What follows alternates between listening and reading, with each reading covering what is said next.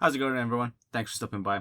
In front of me I have the Iron Man Mk85 I Am Iron Man Edition action figure. So this Mk85, there was a version that came out a little while ago. Actually, it's based on Avengers Endgame, I should mention that. So this came out a while ago, but this is a slightly different version with a bit more damage on it. To be honest, I actually didn't know it was a web exclusive. So it's got this brown shipper box. I thought it was a general release. It's pretty heavy, by the way. I actually don't remember exactly what it comes with. I know it's the figure, obviously, but I think it comes with like some rock parts or something. So we'll just get this thing open since, well, it's just a brown box. So let's see the actual packaging. So once you get it out of the brown box, you've got the actual main box itself. So it looks pretty nice, I have to say, using pretty standard Iron Man red sort of colors, or darker shade of red. I'm not sure if that was a conscious decision by them, but it looks nice overall. Got a photo of the figure itself. So the difference was with this one is the hand, you get a damaged one, or with the gauntlet really, which didn't come with the first version of the Mk85. You can see the figure inside as well. You've got a scruffy looking or a damaged head sculpt of Tony Stark, which the other version was just a clean one. So yeah, it looks pretty good on the box side of things. Infinity Saga logo right here, which wasn't on the other version.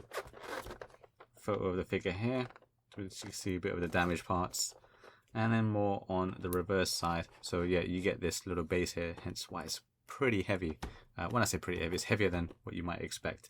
I really like the gold foil writing. It's sticking to the theme of all the Avengers Endgame stuff, so that's quite nice. So overall, pretty nice packaging. Moving on to the other side. The top is not much, and then the bottom. So let's get this open and see what the figure is all about. So taking the figure out of the box, already displaying him on the base. So let's get that out of the way first and quickly go through this base, moving everything out of the way. So this base is heavier than I thought it would be. I don't think it needs to be this heavy really, but it is. It's just pretty much got a stone kind of paint job to it based on the end section of the Endgame movie. And it comes in sections. So you got this section here and this section here. So you just kind of have to maybe add a little bit of pressure to force them in to get them to fit snugly, but that's really all it is to it. Paint job wise, it's okay. It's nothing special. It's pretty simple for the most part. If you do make dioramas yourself, then I think you might even do a better job. So let's put this out of the way. It's not a defining thing for this figure. You know, don't force yourself to buy this figure just for that base, in my opinion. Then we've got the figure itself, and I'm going to talk more about this in a little bit. Let's go through the optional parts quickly first. So he comes with these two arm cannons. These might look a little bit familiar from a previous Iron Man figure.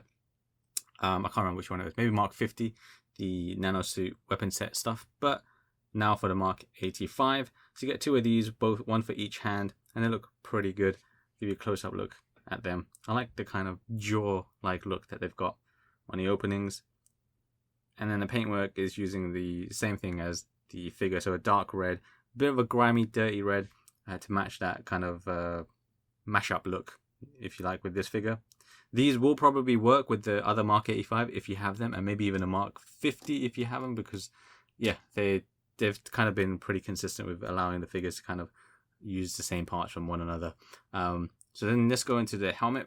So you get his Mk85 helmet as well, again using the grimy paint look, which I'll talk about more later, but you can kind of see it looks a bit dirty and a little bit muddy, especially on the visor or face piece.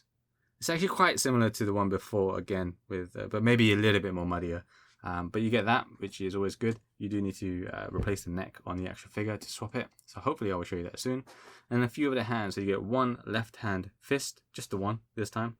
In terms of hands and blast effects and things like that, well, very limited. No blast effects anyway. But again, that's similar to what we've seen before. Then you get this other hand, just an open hand with the Infinity Stones already placed in the hand itself. So that's pretty cool. It's a plain version, whereas that one has, what I'm pointing to at the back, has like the effect piece already sculpted in. So I'll show you that in closer detail soon. So this is actually one that's already attached to him.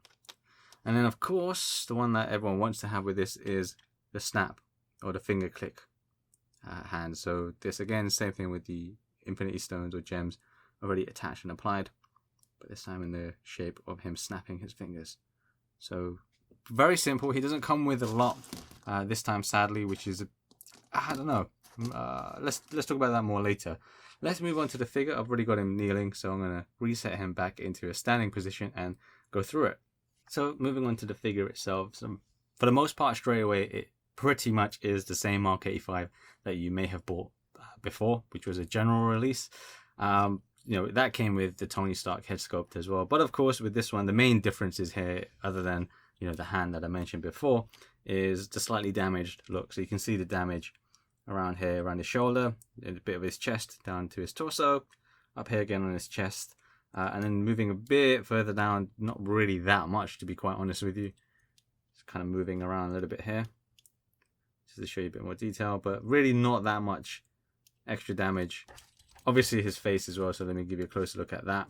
So this Tony Stark is a bit more battered and bruised. The other one was clean. It's the same face sculpt overall. I wasn't that keen on the one before. If you saw my video for it last time, I'm still, it's okay. It's not like my favorite face sculpt. It's all right. I wouldn't write home about it, let's say. But yeah, you've got a little bit of blood and bruising going on, but really not that much more that you could have done on your own, even on a temporary measure. And then yeah, giving you a closer look again on the damage of this figure. Honestly, I'm not that impressed by this damaged look. It's a bit muddier as well in terms of the paint job. Hopefully you can kind of see that it's a bit more washed out compared to the one before. It still has, it's just a little bit muddier than the previous Mk85. It feels in the hand a little bit more rough as well. Not that much more rough. Just, I guess it's just the way that the kind of finished with the paint job. But honestly, it's not a huge difference that you should kind of be going crazy to try and get this version of the figure. So overall, it's pretty much the same thing. Let me give you a closer look at this hand as well. So this is one of these optional hands. So this one is very similar to the one I showed you before, this one here, but it has the effect bit coming off of it. So it's cool. It's cool, don't get me wrong, but they could have just given it with the previous Mk85, right? So let's go through the articulation, which by the way is exactly the same as the other Mk85 and most Iron Man figures up to this point. So head, like so, tilting, looking, and then shoulder all the way around, twist here, you can bring his shoulder out like so, bend at the elbow, and then his hands kind of pivot and move and swivel and all of that jazz like so. Torso is tilting, crunch, leaning back, oops. So remember with Iron Man sometimes you can get caught like that, but he's got pretty good leaning back and crunching poses. Twisting, lower twist as well, like so. Legs can come up, but you can also pull them down. So let's pull down a little bit. So pull them up and pull them down. Show you that again. Here we go. And then the knee bend, which is always cool with these Iron Man figures. And then the ankle. So go through this very quickly. And then the toe. Once again, the feet on this Iron Man figure are die-cast metal, so it adds that little bit of weight to give him that extra stability, which is always nice for Iron Man figures. I think maybe he doesn't really need them, but I'm not going to complain about it, to be honest. I do like that they do that. Feels good to the touch as well. So yeah, the articulation for this Iron Man is the same as Mk85 before. So let's quickly try and change his head. So okay, that was easy. I always love it when it's something that you got to change the neck as well. It's great when it comes off relatively easily. Not too easily where you can't even function or use the figure properly, or it gets annoying to display. But in terms of head swapping, that's great. So there you go, you just attach that. And you got him with his helmet. Then let's change this hand. Well, I'm just going to take the hand off. I'm not going to change it itself just yet. Actually, I will. So this one's on quite snug. I don't really want to pull it too tight and ruin these, so just be careful of that. Let's put this finger snap on just to kind of show you what that looks like. I should have probably left the Tony Stark head on. Some of my hands, they took a little bit of effort to apply, but that's not always a bad thing because eventually they do loosen up. So here you go, you can see. It looks pretty cool. I know it should be with Tony Stark head, but who cares? It looks pretty cool anyway. He looks kind of cocky like this actually. I like that. I like that. Then what I'm going to do is I'll change it to add one of the cannons. So the left one is this one, I believe. You can't use the left cannon on the right hand, it's pretty well marked, and the way that it's actually kind of sculpted here, you can see the peg, you can call it. Let's add that on. I think it goes this way. No, this way around. Yeah. So just push it to get a nice snug fit, and then yeah, that's how the cannon looks. This way around. It should be, I think. Yes, this way around. That's one cannon, and you can apply both of them, but I'm gonna leave that for you guys to try yourself. So that's actually covering all of Iron Man's parts for the most part. So quick rundown then of this Iron Man figure. I've touched on it before.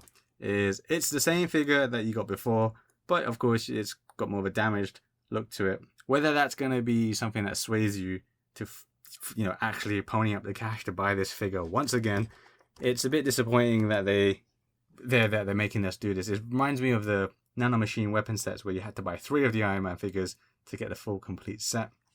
So if you do have the previous Mk85, sure, you can use these cannons to attach them to the other one, but I just think that there must be a simpler and easier way than to make people keep buying the same figure over and over again.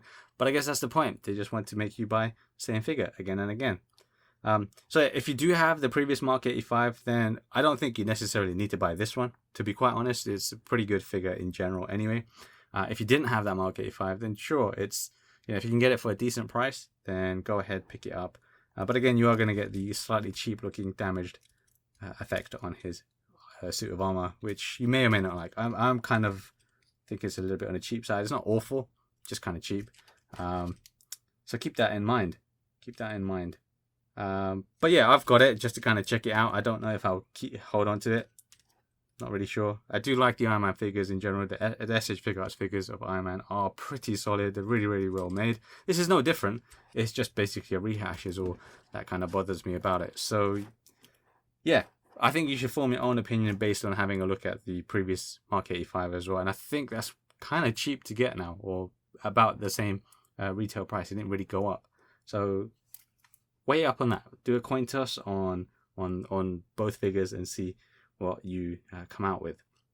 So with that said, it's not exactly a bad figure. It's just a rehash of something very, very similar beforehand. So yeah, I hope you can form the best decision for yourself on this one.